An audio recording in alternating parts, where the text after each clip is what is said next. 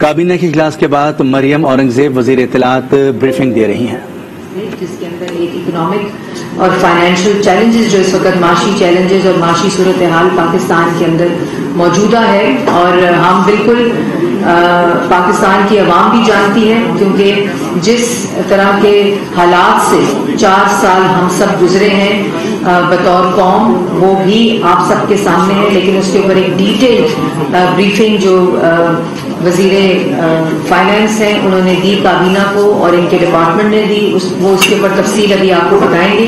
اسی طرح جو پاور سیکٹر ہے، انرجی اور پیٹرولیم، اس کے اندر بہت ہی ڈیٹیل بریفنگ ہوئی، اور اس کی تفصیل بھی آپ کو ڈیٹا کے ساتھ جو اس وقت حالات ہیں، جو چیلنجز ہیں اور پاکستان کی عوام کو وہ حقائق پتہ چلنے چاہیے، اس کے اوپر بھی بریفنگ ہوئی، جس کی تفصیل ابھی آپ کو بتائی جائے گی۔ اس کے بعد جو بہت ایک اہم چیز ہے جو پاکستان کی عوام کو پتہ چلنا ضروری ہے، وہ کہ محمد شہباز شریف صاحب نے رمضان کے لیے جو 10 کلو آٹا کا تھیلا ہے وہ 550 سے 400 روپے کر دیا ہے، اور اس کی کابینہ نے منظوری دی ہے۔ اور اس کے ساتھ ساتھ جو چینی ہے وہ بھی 75 روپے سے 70 روپے جو رمضان بازار اور یوٹیلٹی اسٹور ہے 80 روپے کلو کا تھیلا ہے، وہ پنجاب پورے میں صرف رمضان بازار اور یوٹیلیٹی اسٹور تک محدود نہیں ہے، بلکہ یہ ریلیف پورے پنجاب میں ہے۔ اس کے ساتھ ساتھ پنجاب کو یہ ہدایت دی ہے ایک چیف سیکرٹری تمام صوبوں کے چیف سیکرٹریز کی میٹنگ میں، اور آج کابینہ نے اس کی اپروول دی ہے کہ جو گلگت بلتستان ہے، پنجاب یقینی بنائے کہ جو آٹے کی سپلائی ہے، چینی کی سپلائی ہے، وہاں بغیر کسی تعطل کے، بغیر کسی تاخیر کے ہو۔ اور اس کے ساتھ ساتھ جو فیڈرل گورنمنٹ ہے وہ بلوچستان کے لیے جتنی بھی سبسڈی اور یقینی بنانا سپلائی جو آٹے اور چینی ہے اس کو یقینی بنائے گی۔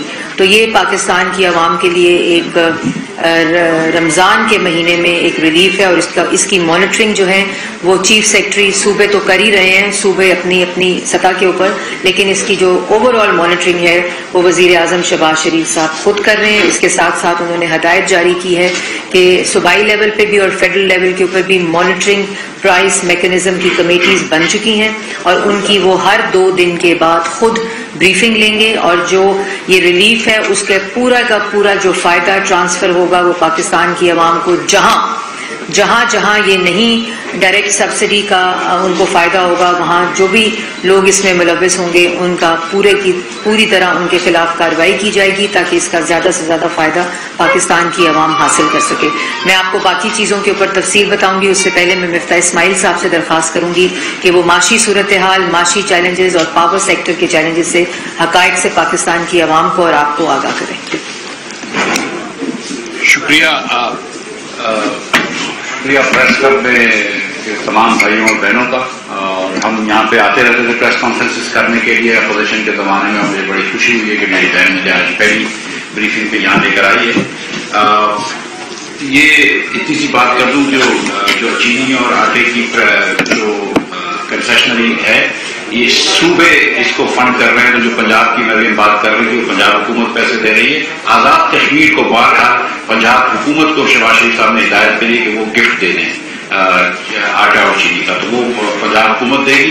اور سندھ کے بھی چیف سیکرٹری کو ہم نے شہباز شریف صاحب نے ہدایت کری کہ وہ بھی فل فار ایک اچھا سا پیکیج دے دیں اور مزید اس کو بہتر کریں، اور اسی طرح یوٹیلیٹی اسٹور کارپوریشن کو بھی۔ اب میں آپ سے بات کر رہا ہوں کابینہ کی میٹنگ پہ، لیکن اس سے پہلے میں بھی ایک خط دکھانا چاہ رہا ہوں۔ یہ خط یہ پروف کرتا ہے کہ عمران خان اور پی ٹی آئی نااہل ہیں اور بدعنوانی کرتے ہیں۔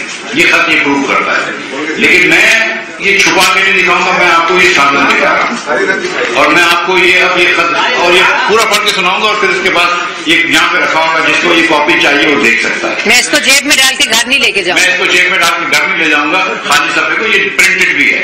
اسٹیٹ سیکرٹ تو نہیں ہے یہ سب، یہ اسٹیٹ سیکرٹ نہیں ہے، لیکن یہ چیز آپ سے چھپائی گئی ہے۔ جو ایسے مجھے کہنا نہیں چاہیے، لیکن جو یہ کہہ رہے تھے کہ امریکہ ان کے خلاف سازش کر رہا ہے، پھر ان کو بلا کے بتا دیا کہ وہ کسی کو بتا نہیں، ہم ان کو سازش کر رہے ہیں۔ اور پڑھے لکھے لوگوں کے بارے میں ان کو اب یہ کہتے ہیں کہ نہیں، وہ سازش کر رہے تھے، ہم کو بتایا ہے انہوں نے، 12 اور 25 دن ہم بیٹھے رہے تھے، اب ہم کو خیال آیا جس ہماری حکومت جا رہی تھی کہ ہمارے خلاف سازش تھی، ہم آپ کو یہ بتا رہے ہیں کہ یہ عمران خان کی نااہلی کا ثبوت ہے، یہ ان کی بدعنوانی کا ثبوت ہے۔ بھائی جب 2017 کے اندر نواز شریف اور پاکستان مسلم لیگ نون کی حکومت ختم ہوئی تھی تو 6.1% شرح نمو تھی.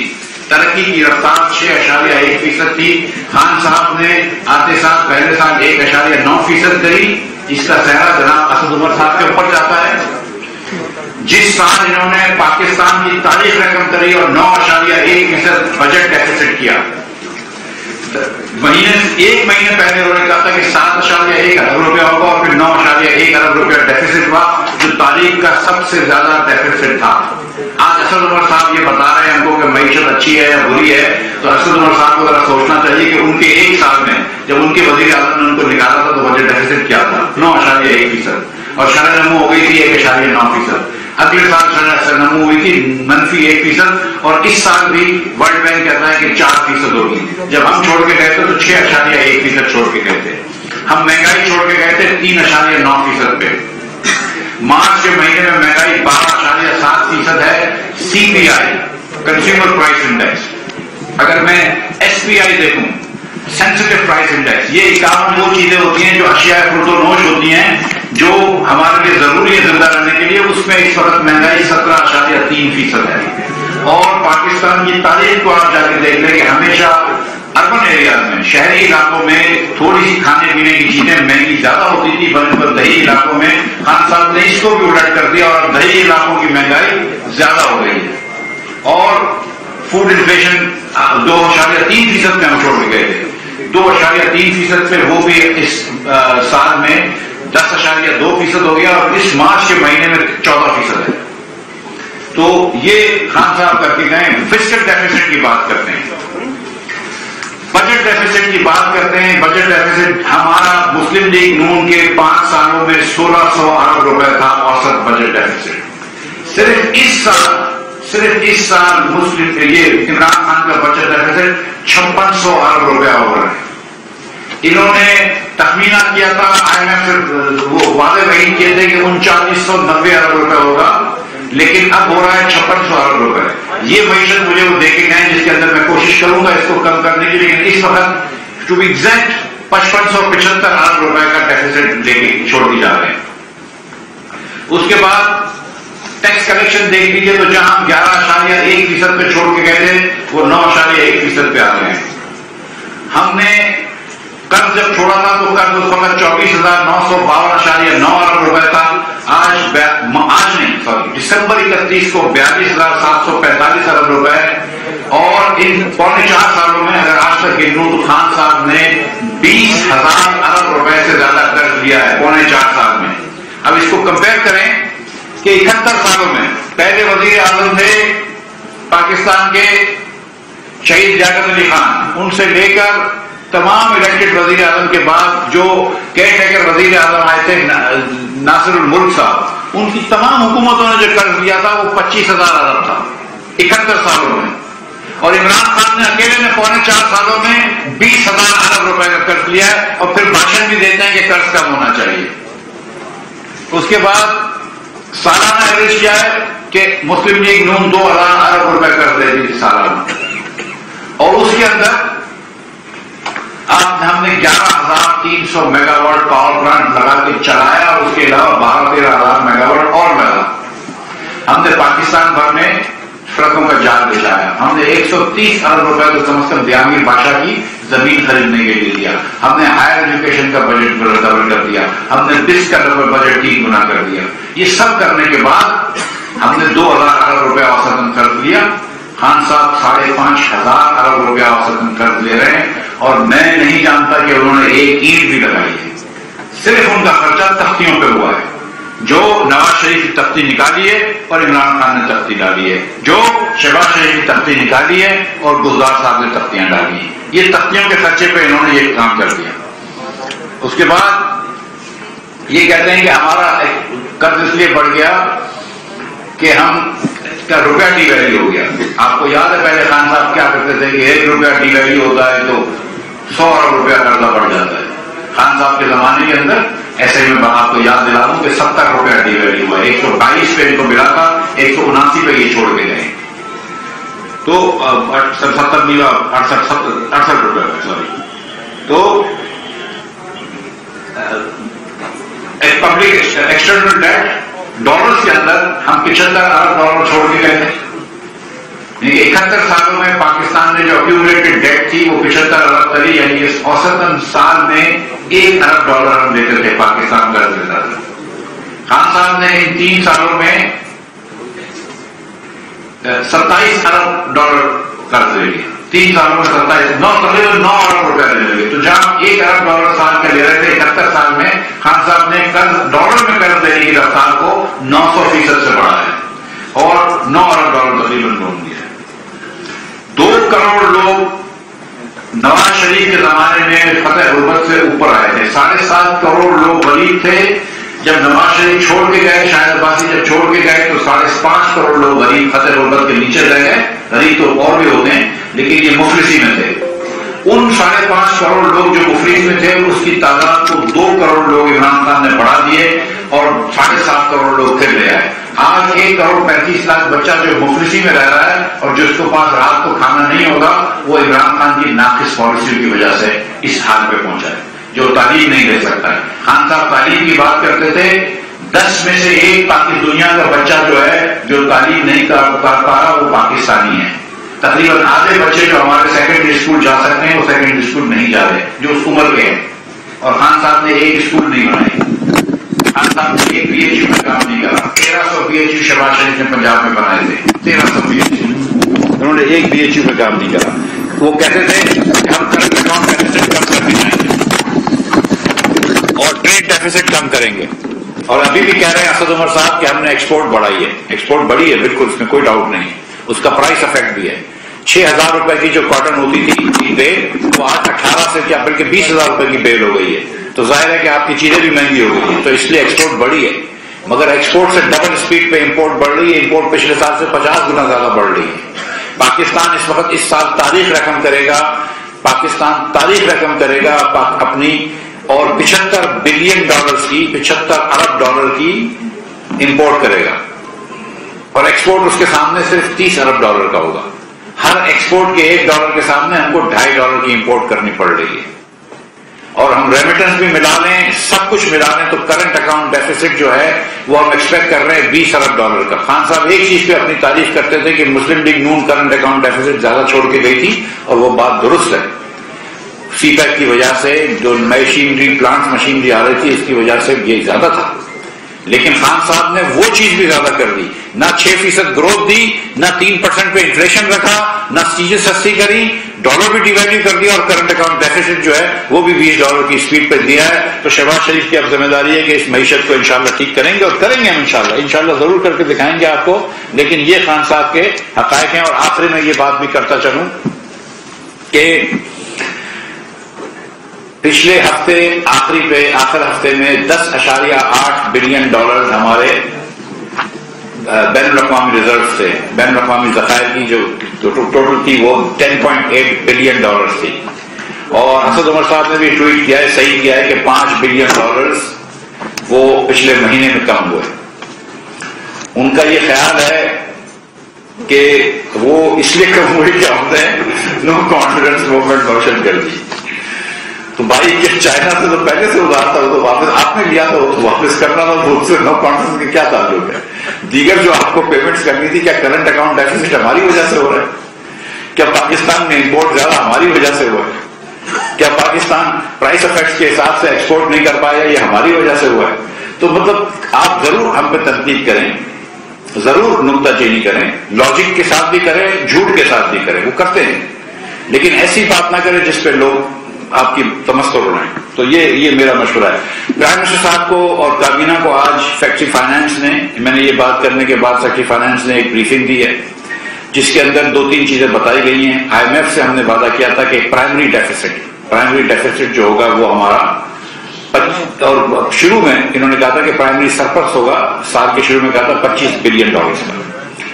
دسمبر میں یا فروری میں ان سے بات ہوئی تھی کہ ہم 25 بلین روپے کا پرائمری ڈیفیسٹ کریں گے. پرائمری ڈیفیسٹ وہ ہوتا ہے کہ موصولات میں سے اخراجات نکالو لیکن اس کے اندر آپ انٹرسٹ پیمنٹس نہیں نکالتے. تو اس کو انہوں نے فروری میں یہ کہا تھا کہ ہم 25 ارب روپے کا ڈیفیسٹ کریں گے. آج وہ ڈیفیسٹ 1300 ارب پہ کھڑا ہے. آج وہ ڈیفیسٹ کا جو اگر ہم پروجیکشن کرتے ہیں تو 1300 ارب پہ کھڑا ہے. اب 53% ڈیریلمنٹ کر چکے ہیں IMF کے پروگرام کی. تو یہ بھی کام شہباز شریف کو آپ نے دیا ہے کہ ہم 5300% آف ٹارگیٹ ہیں. شہباز شریف ملک کو واپس پٹری پہ لے کر آؤ. اللہ تعالیٰ کی مہربانی سے ہم لے کر آئیں گے. ہم IFMF سے بھی واپس اپنے ٹریک پر لے کر آئیں گے پروگرام. لیکن یہ جنہوں نے 25 ارب کی بات کی تھی وہ یہ کر کے گئے. اور کیوں ہوا؟ 200 ارب روپے سے زیادہ SNGPL میں نقصان کر دیا انہوں نے. نقصان آج 500 ارب سے زیادہ PSO کے موصولات ہو چکی ہیں. گیس سیکٹر میں آپ نے سب نے سنا ہے پاور سیکٹر کا سرکولر ڈیٹ تھا. مئی 2018 میں جب نواز شریف کی مسلم لیگ کی حکومت ختم ہوئی مجھے یاد ہے کہ 1063 ارب روپیہ سرکولر ڈیٹ تھا جس میں PHPL کی بورنگ بھی شامل تھی اور پاور سیکٹر کے کریڈٹ بھی شامل تھے.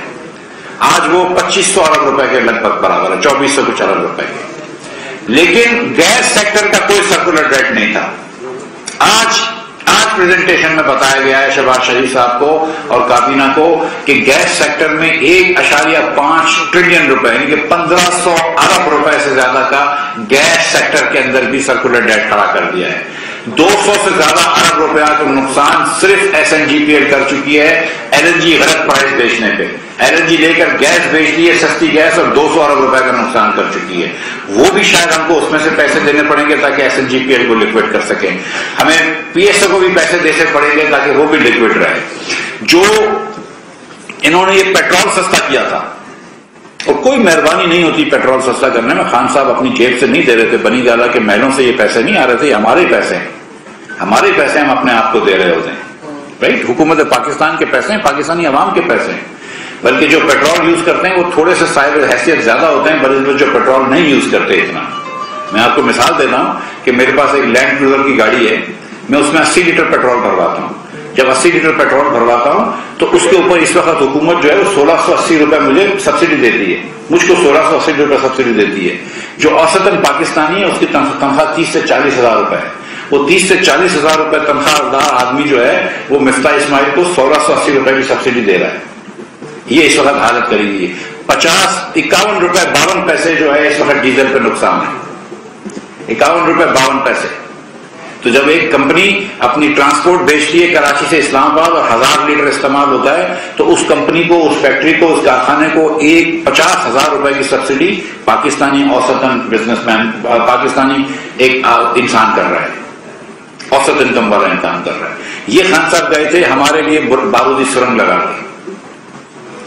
اس وقت جو سبسڈی کا انہوں نے پروگرام کیا اس میں 370 ارب روپے کا ایک نقصان آیا ہے گورنمنٹ آف پاکستان کو. یہ صرف جیب سے پیسے جانے ہیں. آئل پہ اور ڈیزل پہ اور پیٹرول پہ کچھ ٹیکسز ہوتے تھے, وہ ٹیکسز بھی آپ نے نہیں لیے اور آپ نے پھر جیب سے بھی دیا ہے. یہ نقصان جو ہے صرف جیب سے دینے کا. اپریل کے مہینے کا خان صاحب اناؤنس تو کر گئے تھے کہ ہم یہ قیمت سستی کر دیں گے. پرائم منسٹر ایک جنبش قلم سے اناؤنس کر سکتا ہے, لیکن نہ بجٹ میں پروویژن تھا, نہ ECC نے کیا اور نہ پیسے دیے. کل رات کو ECC نے اس کو الائی کیا ہے. آج صبح شہباز شریف کی لیڈ کابینہ نے اس کو الاؤ کیا ہے اور اگلے 2-3 دنوں میں ہم یہ پیسے دے دیں گے. تو وہ پیسے بھی ہم دے رہے ہیں جو خان صاحب اناؤنس کر کے گئے تھے. آپ کے ہی پیسے ہیں لیکن وہ ہم دے رہے ہیں, وہ ہمارے اس سے جائے گا کہ ہم نے خرچہ کیا. اور یہ خان صاحب کر کے چلے گئے تھے اور کابینہ سے اس کی کوئی منظوری بھی نہیں آئی تھی. کوئی منظوری کابینہ سے نہیں آئی تھی. بغیر سمری کے نہ فائنانس نے سمری موو کری تھی, نہ پیٹرولیم نے سمری موو کری تھی. خان صاحب نے یہ جنبش قلم سے پیٹرول اور ڈیزل سستا کر دیا تاکہ آنے والی شہباز شریف کی حکومت کو مشکل ہو. اور اب یہ جو 42-43 ہزار روپے کی ڈیٹ چھوڑ کے جا رہے ہیں, جو 53,000 ارب روپے کی 53,000 ارب روپے کی ڈیٹ پلس لائبلٹیز چھوڑ کے جا رہے ہیں, اس کی اس ڈیٹ پر سروس ریکوائرمنٹ ہم کرنی ہوگی. ہمیں کریں گے, ہم کریں گے اور ہم آ کے روئیں گے نہیں جس طرح خان صاحب کہتے تھے کہ پچھلی حکومت قرض لے کے چھوڑ کے چلے گی.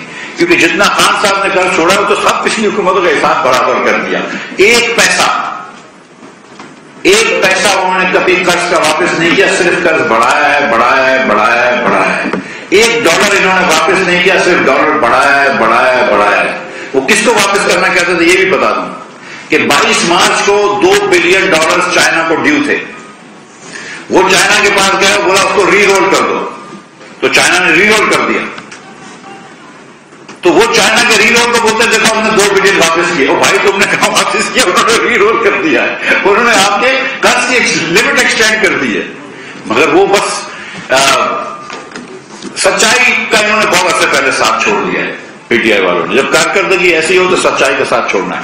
خان صاحب, پرائم منسٹر صاحب, آج پرائم منسٹر شہباز شریف صاحب کو پاور کی پریزنٹیشن بھی ہوئی ہے آئل کے ساتھ ساتھ تھوڑی سی.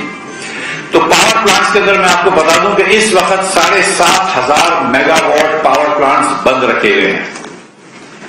جو یہ کہتے ہیں کہ پاور پلانٹس وافر ہیں, اور سچ بات ہے کہ پاور پلانٹس اتنے ہیں کہ ہم اپنی ریکوائرمنٹ پوری کر سکتے ہیں, تو 7,500 میگا واٹ بند رکھیں. اس لیے ملک بھر میں لوڈ شیڈنگ ہو رہی ہے, دیہاتوں میں 8-8 گھنٹے کی لوڈ شیڈنگ سے شروع ہو گئی ہے.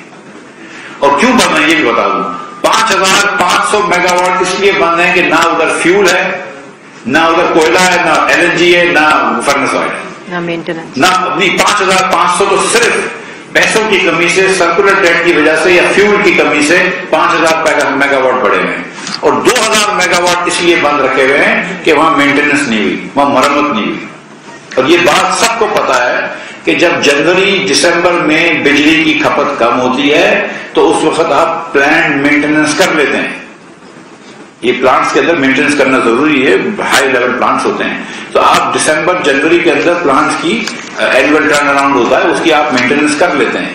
آپ گرمیوں کی شدت کے اندر مینٹیننس نہیں کرتے. یہ پلانٹ خراب بھی ہو گئے اور مینٹین بھی نہیں کرے کیونکہ ان کے پاس پیسے نہیں تھے مینٹین کرنے کے. یہ جی عقل بھی نہیں تھی.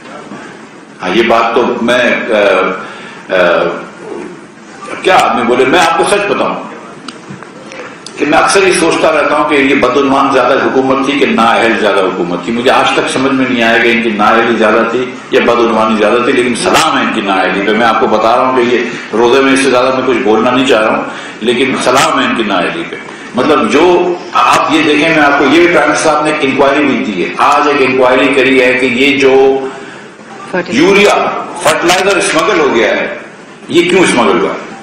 اب اس کے اندر میں آپ کو بتاؤں کہ 1 ملین ٹن تک کچھ ہم کو نمبر سمجھ میں نہیں آ رہا ہے. کم از کم 1,40,000 ٹن تو اسمگل ہو چکا ہے, لیکن ملین ٹنز تک نہیں سمجھ میں آ رہا ہے.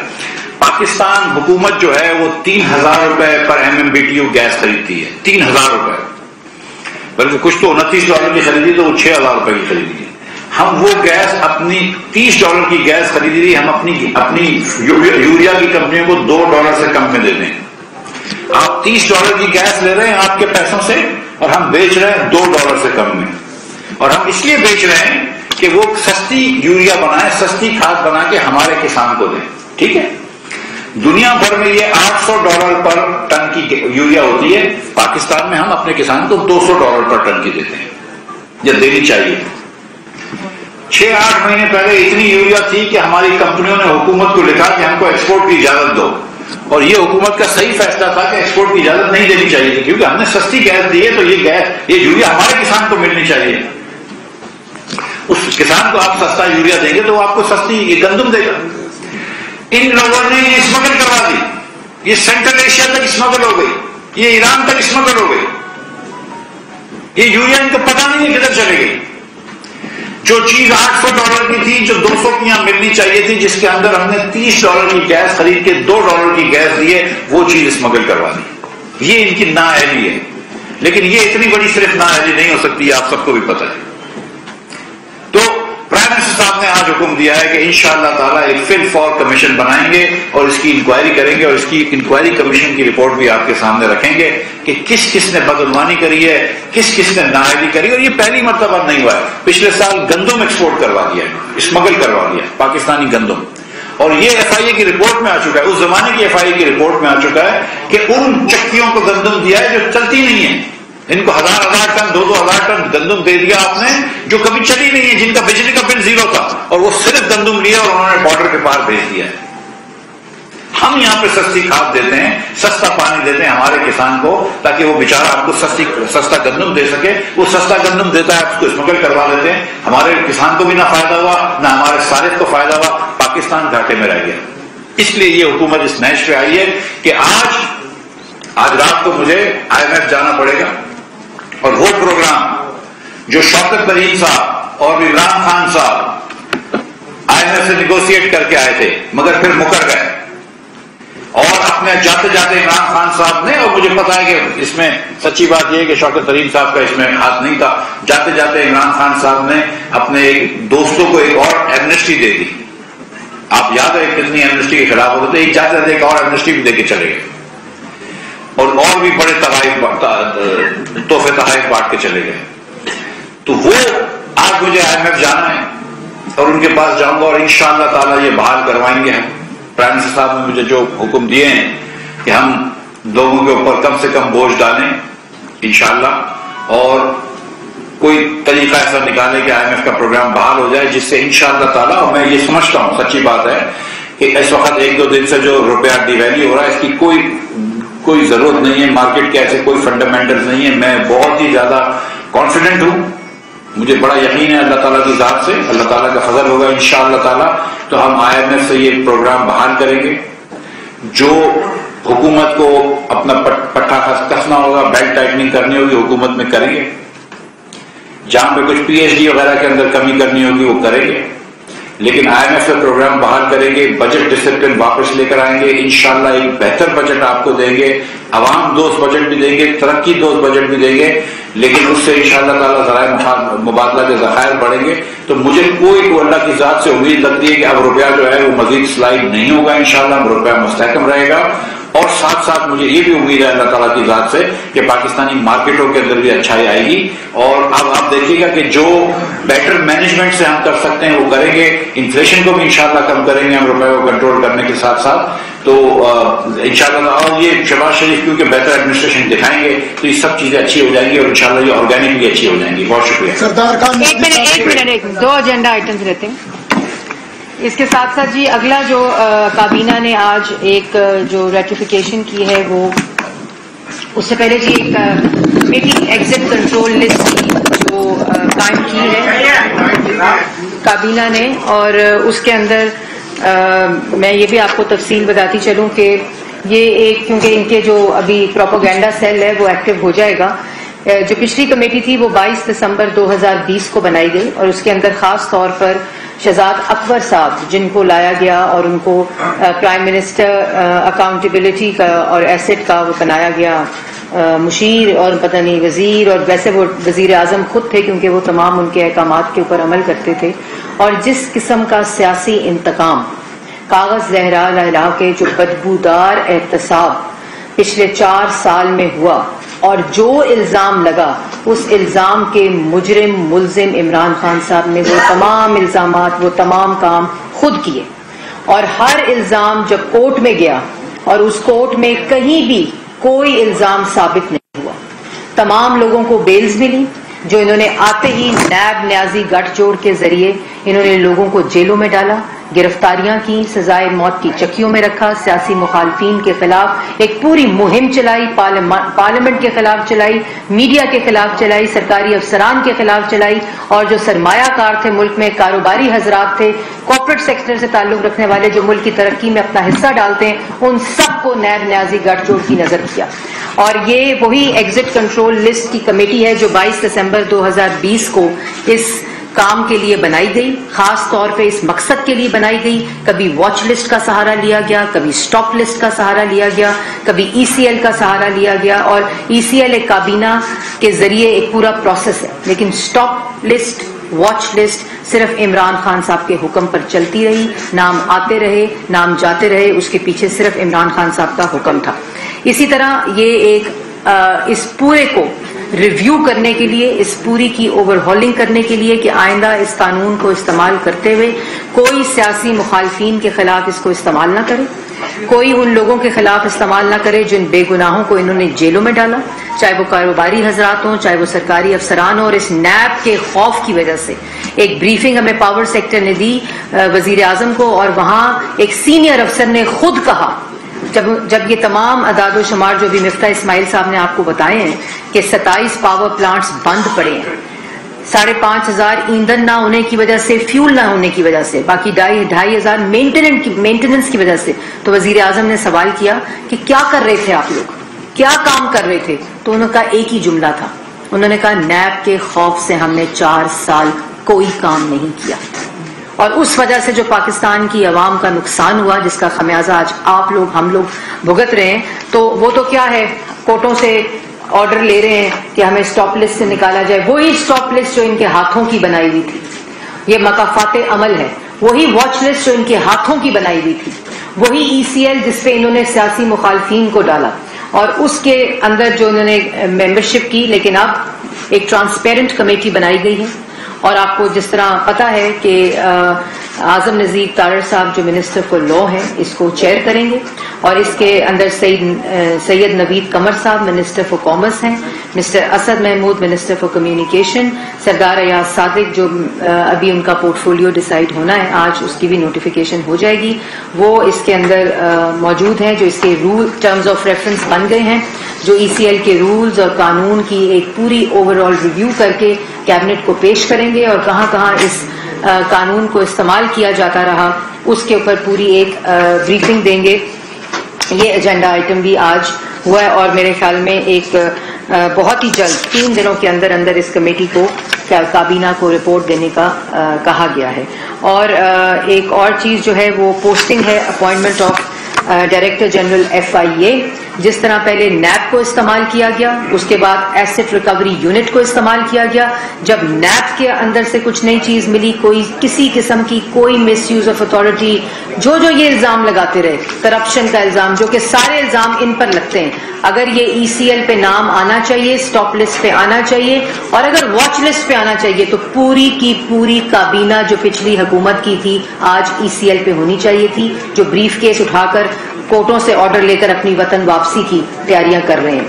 تو اس میں اور اس کے بعد جب کچھ نہیں ملا تو FIA کو استعمال کیا، اور صرف شہباز شریف صاحب کے لیے اس پرسنل ذاتی اناد کی وجہ سے، ذاتی ضد کی وجہ سے، ذاتی حسد کی وجہ سے عمران خان صاحب نے اداروں کو استعمال کیا، اور اسی طرح FIA کو۔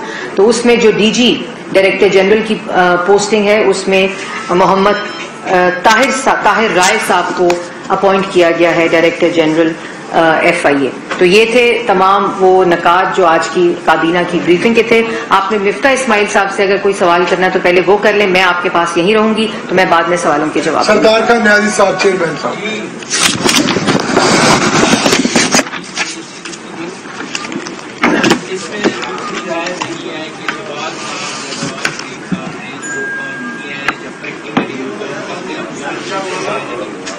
اس میں دوسری رائے موجود نہیں ہے کہ وہ کام کرتے ہیں، یہی ہے کہ وہ اور دوسری بات یہ بھی میں اپریشیٹ کروں گا، کہ آج پہلی غلطی PID میں بھی دے سکتی تھی، لیکن انہوں نے بھی گراؤنڈ ریئلٹی کو ایڈریس کرنے کے لیے، ان کی معلومات حاصل کرنے کے لیے میڈیا کا استعمال کیا۔ میں ان کو ہمارے بات پہلے صحافی برادری سے پورے صحافی اس میں دوسری رائے دینا، آپ گراؤنڈ ریئلٹیز کو ایڈریس کریں گے، نہیں کریں گے تو وہی حال ہوگا، بات ہے عمل کی بات یہ نہیں ہوگی۔ اب بات یہ ہے کہ آپ نے معاشرے طور پہ ملک کو مضبوط کرنا ہے، معاشیت مضبوط ہے، ہمارا ڈیفینس مضبوط ہے، معاشیت مضبوط ہے، ہمارا پاکستان۔ آپ کی اسٹریٹجی کیا ہے کہ حوالے سے گیس کے حوالے سے کیا اسٹریٹجی ہے جس پہ آپ چل رہے ہیں معاشی؟ دیکھیں، بڑا یہ وہ حکومت ہے جو بار بار LNG خریدنا بھول جاتی ہے۔ یہ وہ حکومت ہے جو $30 پر LNG خرید رہی ہے، اور جو ہم نے لانگ ٹرم معاہدے کیے تھے تو وہ ان کو مہنگے لگتے تھے، جس کی وجہ سے آج پاکستان کی انرجی سیکٹر بچا ہوا ہے۔ تو انشاءاللہ تعالیٰ آپ جلد دیکھیں گے کہ ہم پھر سے لانگ ٹرم سودے کریں گے، اگلے 2-3-4 مہینوں میں، 2 مہینوں کے اندر اندر لانگ ٹرم سودے کریں گے۔ میری عوام، پاکستان کی عوام سے صرف اتنی گزارش ہے کہ ہم کو آپ 2-3-4 مہینے دے دیں، اور آپ 3 مہینوں کے اندر آپ دیکھیں گے کہ پاکستان میں بہتری آ جائے گی۔ آپ دیکھیں گے کہ انشاءاللہ تعالیٰ روپیہ بھی مستحکم ہو جائے گا، مہنگائی بھی انشاءاللہ کنٹرول میں آنا شروع ہو جائے گی، اور گیس اور بجلی کا جو وہ بحران ہے وہ کم ہو جائے گا انشاءاللہ۔ میں ایک چھوٹی سی بات عرض کر دوں کہ کل کورٹ سے مجھے پہلی مرتبہ رعایت ملی ہے۔ میں 3 سال سے ECL پہ ہوں، میں نے کبھی کورٹ پہ بھی نہیں گیا، نہ کبھی نیب کو میں نے لکھا کہ مجھے ECL سے نکالو، نہ کبھی کورٹ پہ گیا ہوں کہ ECL سے نکالو۔ 3 سال بعد کل میں، کیونکہ یہ دورے پہ جانا تھا تو میں نے کہا تھا مجھے یہ سمجھ میں نہیں آ رہی کہ یہ PTI کے جو ہمارے دوست ہیں اتنے جلدی کیا ہے جانے کی، کچھ عرصے رہ جانا، یہ ہمارے تو ملک ہے، مسئلہ کیا ہے؟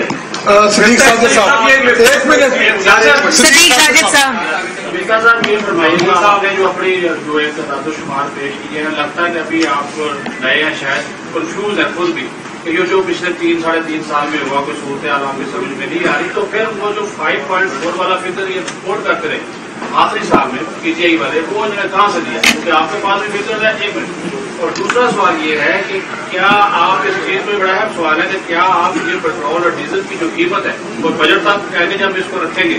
آج آپ نے کہا 62 روپے بھی پیٹرول پہ دے رہے ہیں اور 52 روپے جو ہم ڈیزل پہ دے رہے ہیں، کیا آپ یہ جو سبسڈی ہے عوام کے لیے اس کو بجٹ تک برقرار رکھیں گے یا اضافہ کریں گے؟ دیکھیے 52 روپے ڈیزل پہ سبسڈی ہے اور 21 روپے کچھ پیسے پیٹرول پر سبسڈی ہے۔ اس کا جو میں نے آپ کو بتایا اس اپریل کے مہینے میں یہ خرچہ جو ہے وہ 68 ارب روپے کا ہوا ہے، جو کل ہم نے اپروو کیا ہے۔ اوگرا کے تخمینہ ہے کہ مئی اور جون کے مہینے میں یہ 96 ارب روپے کا خرچہ ہے۔ یہ پاکستان کی جو سویلین حکومت چلانے کا خرچہ ہے نا اس سے ڈبل ہے، 96 ارب روپے کا خرچہ ہے۔ ہم سسٹین نہیں کر سکیں گے، اس میں پرائم منسٹر صاحب کو فیصلہ کرنا ہوگا، لیکن پہلے میں جا کے احمد سے مل کر اس کے بعد بات کروں گا۔ سر کنفیوژن کوئی بھی نہیں ہے میرے ذہن کے اندر، اللہ تعالیٰ کی مہربانی سے نمبر جو ہیں اس کو تھوڑا بہت میں جانتا ہوں، صرف یہ ہے کہ جو میں نمبر دے رہا ہوتا ہوں وہ سچ ہوتے ہیں۔ یاسر ملک دنیا سے صاحب یہ بتائیے گا باری باری کر لیں پرائم منسٹر کو حلف اٹھائے ہوئے پہلے دن ایک جو ہے ایک اہم اجلاس ہوا معاشی ٹیم کا، اس میں یہ کہا گیا کہ رمضان سستے بازار لگائے جائیں، ان میں اشیاء جو ہے ان کی قیمتوں میں کمی کی جائے۔ ابھی 5 روپے کمی کی آپ بات کر رہے ہیں کہ آج بھی انہوں نے کہا ہے کہ 5 روپے چینی میں کم کی جائے، ابھی بھی 85 روپے کی چینی مل رہی ہے۔ 550 والا تھیلا جو ہے وہ آپ 20 کلو کا کہہ رہے ہیں 400 کا دیں گے، وہ ابھی بھی مارکیٹ میں 550 ہے، تو یہ کیسے قیمتیں کم کریں گے؟ کل جو PM صاحب نے ایک اور میٹنگ کی ہے جس میں تمام چیف سیکرٹری صاحبان بھی شامل تھے، وزیر انڈسٹریز بھی شامل تھے، طارق بشیر چیمہ صاحب مردون صاحب شامل تھے، انڈسٹریز کے وزیر طارق چیمہ صاحب، ہمارے فوڈ سیکورٹی کے وزیر تھے احسن اقبال صاحب تھے، میڈم مریم تھی، میں بھی تھا ان میں۔ تو کل جو ہم نے ہدایت دی ہے یوٹیلیٹی اسٹورز کارپوریشن کو کہ آپ آٹا بھی سستا کریں۔ دیکھیں اب رمضان کے اندر ہم نے رمضان میں قیمت کم کرنی ہے۔ آپ یہ انڈرسٹینڈ کہ ہم کو آنے کے بعد عموماً جیسے کہ جب ہم 13 میں الیکشن جیتے تھے تو ہم 12 مئی کو الیکشن جیتے تھے، 5 جون کو حکومت بنی تھی، تو ہمارے پاس تو 17-20 دن تھے جس میں ہم پریپریشن کر سکے۔ یہ ہم کو اچانک مطلب ہم آئے اور ہم کو دوسرے دن سے ہی کرنا پڑا ہے، تو ہم نے کل مزید ہدایت دی ہے کہ وہ جو 85 روپے کی یوٹیلیٹی اسٹور کی چینی تھی اس کو 70 روپے کا بیچیں، تو یہ 70 روپے کا ہو جائے گا۔ انہوں نے وعدہ کیا ہے کہ آج سے شروع کر دیں گے، اگر آج نہیں ہوگا تو کل سے شروع کر دیں گے۔ آپ یہ دیکھیں کہ پرائم منسٹر صاحب یہ جو ایئرپورٹ تک کی اورنج لائن تھی، یہ روڈ بنا ہوا تھا، یہ ہمارے پیسوں کا روڈ بنا ہوا تھا، یہ اربوں روپے کا روڈ بنا ہوا تھا، آپ اس کو استعمال نہیں کر رہے۔ تو 2-3 دن کے اندر آپ نے پینٹ کروا کے آپ نے بسیں دی اور آپ نے پینٹ کروا دی، ابھی تک اس کی بسیں نکلی نہیں چائنا سے جو آنی، یہ تو ہم نے یہاں وہاں سے بسیں لی ہیں دوسرے ٹرانسپورٹ اتھارٹی سے پنجاب سے، اور آپ نے بسیں چلوا دی، تو یہ پرائم منسٹر کام تو کرتے ہیں۔ ہم نے آٹا بھی پنجاب حکومت جو ہے اس کو کل ہم نے انسٹرکشن دیے ہیں کہ نہیں آپ 45 روپے کا 10 کلو کا نہیں بیچیں گے، 400 روپے کا بیچیں گے، اور وہ 50 سے شروع ہوا تھا، ہم نے ان کو بھی کم کیا ہے۔ تو ہم ہر جگہ پر پرائسز کم کر رہے ہیں۔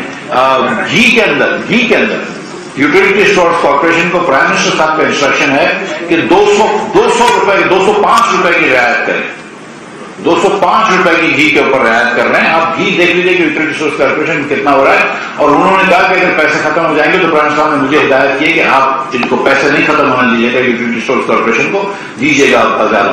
اور یہ جو دیگر چیزوں کی بات کر رہے ہیں، جو پنجاب کے اندر بات کر رہے ہیں، سندھ کے اندر بات کر رہے ہیں خاص طور پہ، اس میں ہم شوگر کے اندر ہم صرف ملوں سے یہ مراحت مانگ رہے ہیں، ہم حکومت کے پیسے نہیں لگ رہے، صرف مل سے سستا دے رہے ہیں، لیکن گھی کے اندر ہم پیسے دے کر 260 روپے ظاہر ہے، اتنا تو کوئی مل والا نہیں سستا کرے گا، ہم آدھی قیمت میں بیچ رہے ہیں تقریباً۔ جی خالد محمود صاحب ایکسپریس سے ان سے ہو گئے، آپ بیٹھے ہیں، لیتے ہیں سوال۔